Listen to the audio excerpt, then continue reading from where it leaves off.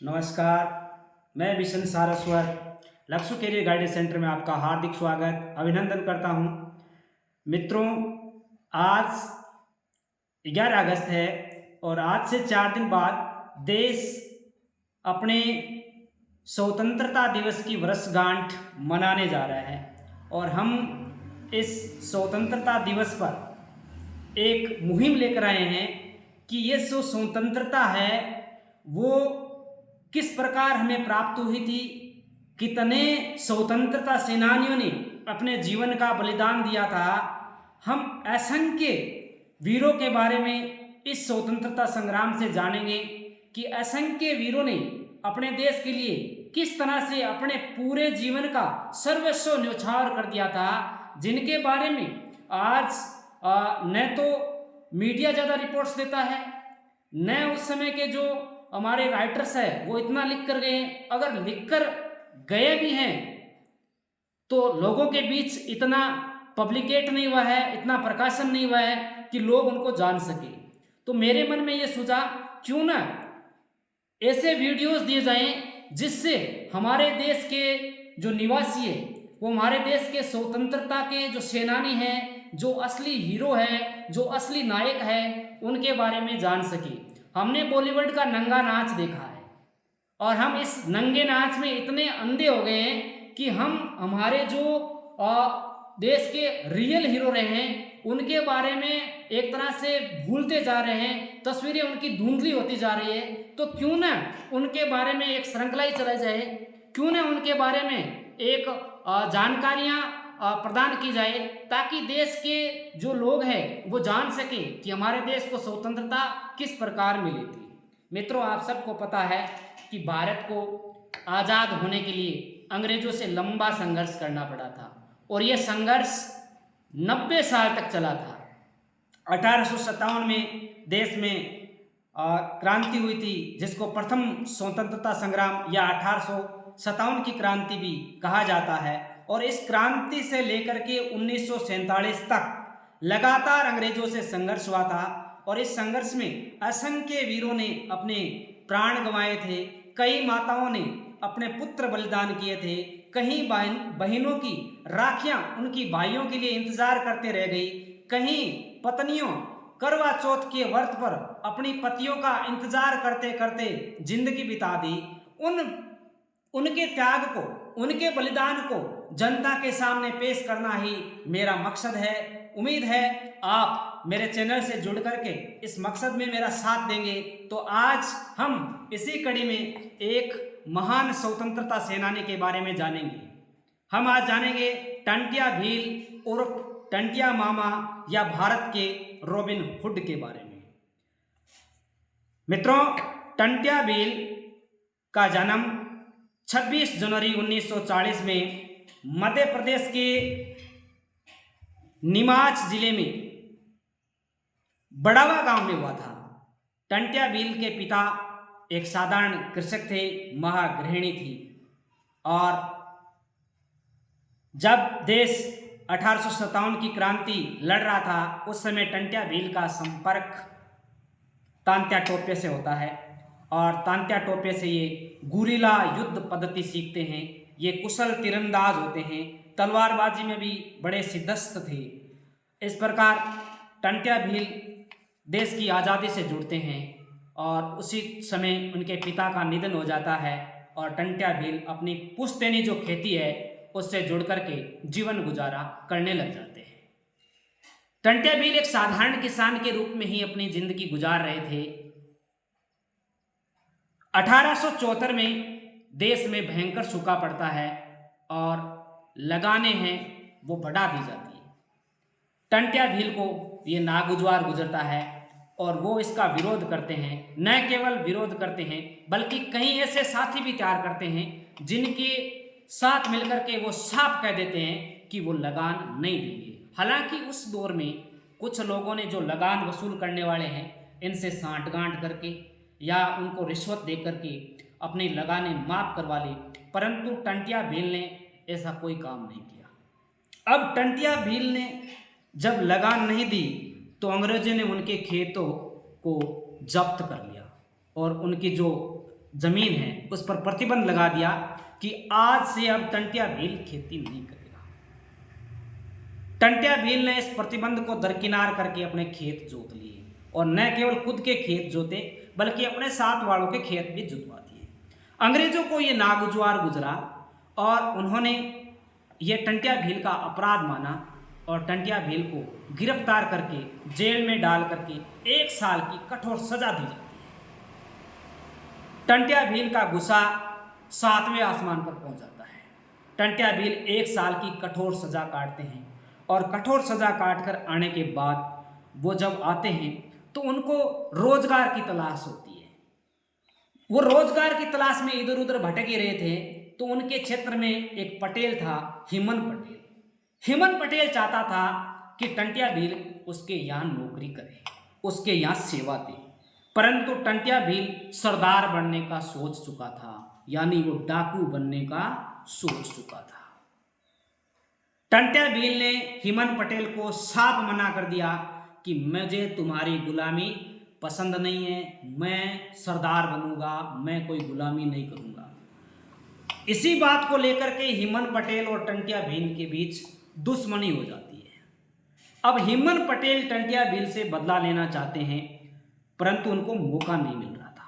संयोगवश उनके क्षेत्र में एक चोरी हो जाती है, चोर पकड़ा जाता है और हिमन पटेल इसी मौके की तलाश में था। वो चोर को कह देता है कि तुम्हें एक काम करना है कि तुरे को नाम लेना है टंटिया भील का, कि इस चोरी में टंटिया भील भी शामिल है।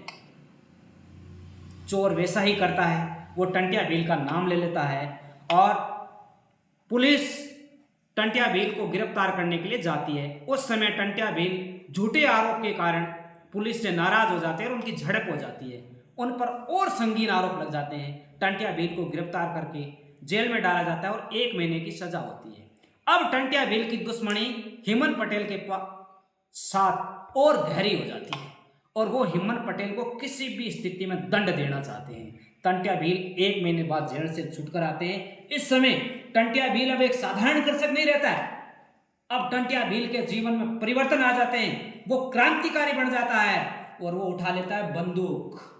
एक साधारण सा किसान बंदूक उठा करके डकैत बनने के लिए मजबूर हो जाता है अंग्रेज और हिमन पटेल की अन्याय के कारण। टंटिया भील एक गिरोह बनाते हैं और उनको बिजेनिया और डोपिया का तकड़ा सहयोग मिलता है। उनके 2 सहयोगी है, बिजेनिया और डोपिया। उस गिरोह को बढ़ा करके टंटिया भील मौके की तलाश में थे कि किसी ने किसी परिस्थिति में हिमन पटेल को रास्ते से निपटाना है और मौका मिलते ही वो एक दिन हिमन पटेल के घर आक्रमण कर देते हैं और हिमन पटेल को कुत्ते की मौत मारते हैं। उसके बाद अंग्रेजों के साथ उनकी दुश्मनी और गहरी हो जाती है क्योंकि जो अंग्रेजों का वफादार था हिमन पटेल, वो टंटिया भील के हाथों मारा जाता है।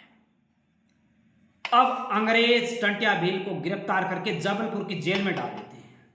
जबलपुर की जेल में डालने के बाद टंटिया भील मात्र 4 दिन के बाद जेल से फरार हो जाते हैं। जेल को तोड़ करके सुरंग बना करके जेल की 4 दीवारी फांद करके फरार हो जाते हैं मात्र 4 दिन के बाद। यह घटना है 24 नवंबर 1878 की।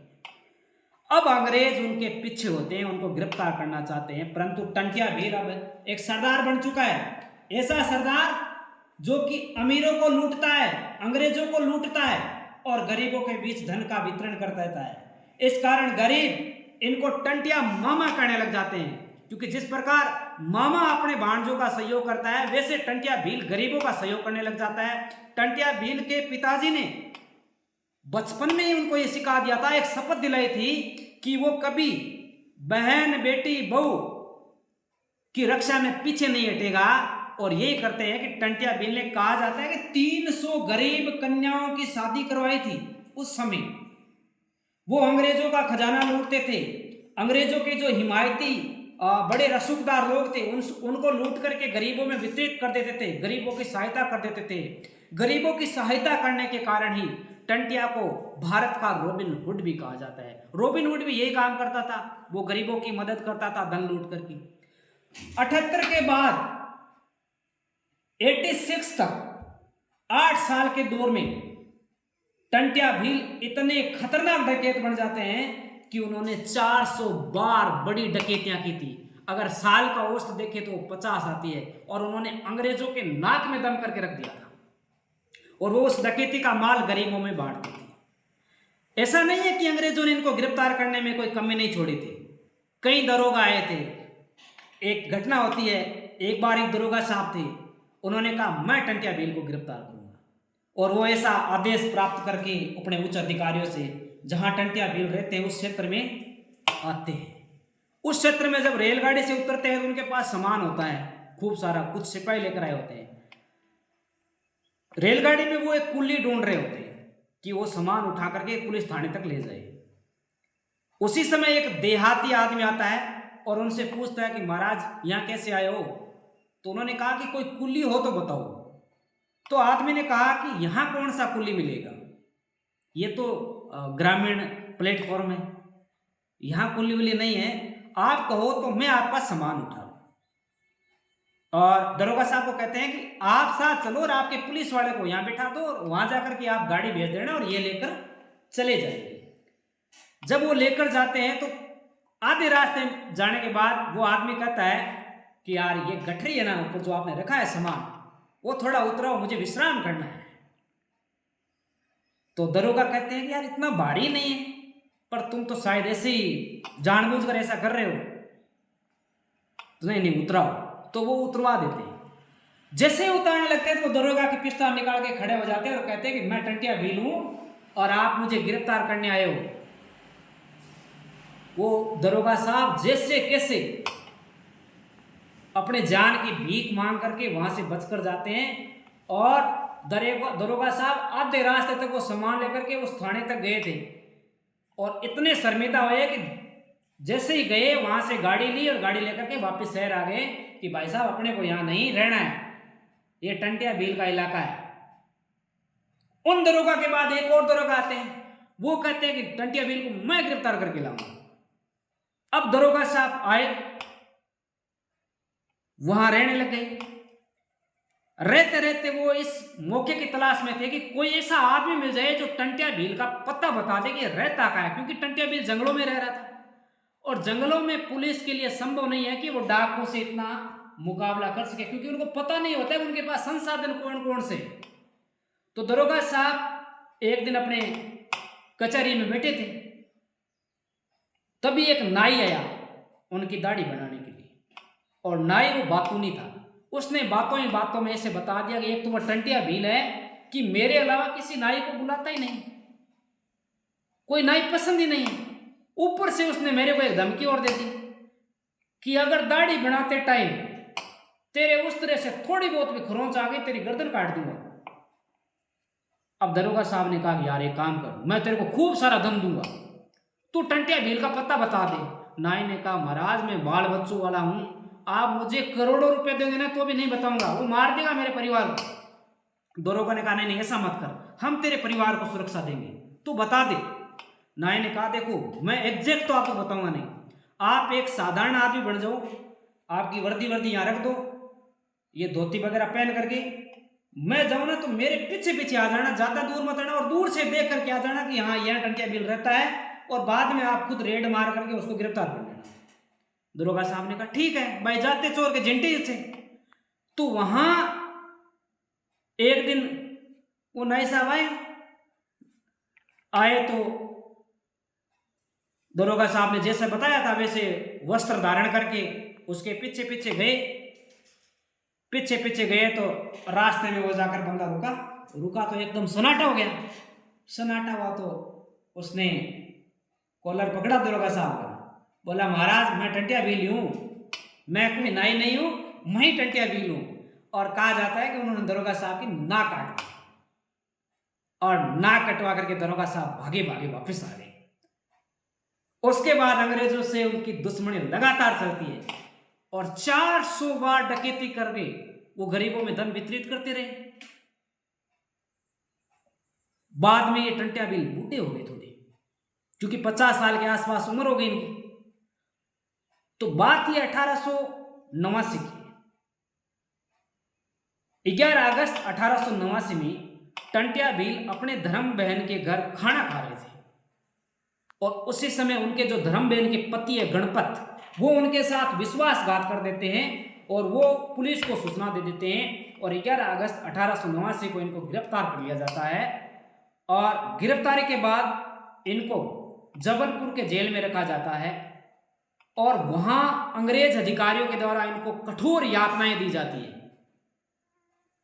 जब इनको सेंट्रल कोर्ट में पेश किया जा रहा था तो उस समय टंट्या भील के अनुयायी जो उनके समर्थक थे उन्होंने रास्ते जाम कर दिए थे और अंग्रेजों को दुगने जाब्ते के साथ सेंट्रल कोर्ट पहुंचना पड़ा और जबलपुर के सेशन कोर्ट के द्वारा 21 अक्टूबर 1889 को टंट्या भील को फांसी की सजा सुना दी जाती है।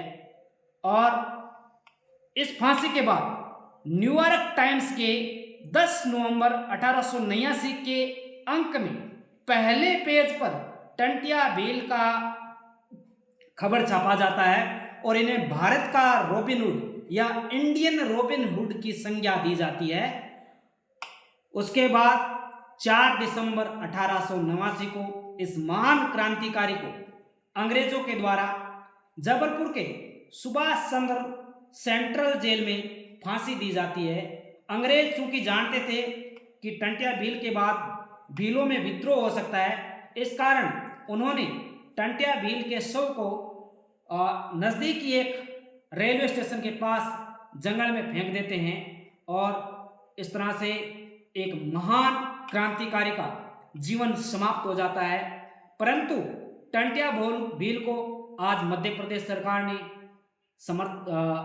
एक तरह से सम्मान भी दिया है। उनके नाम पर उस रेलवे स्टेशन का नाम भी टंट्या मामा कर दिया है क्योंकि वो गरीबों के मामा थे और वहाँ एक पार्क भी बनाया जा रहा है। तो हम कह सकते हैं कि देश के स्वतंत्रता सेनानियों में टंट्या भील का योगदान भी बहुत ज़्यादा महत्वपूर्ण है। वीडियो पसंद आया तो चैनल को सब्सक्राइब जरूर करना और इस वीडियो को इतना शेयर करना ताकि जो भाई टंट्या मामा के बारे में नहीं जानते हैं वो भी जान सके। धन्यवाद।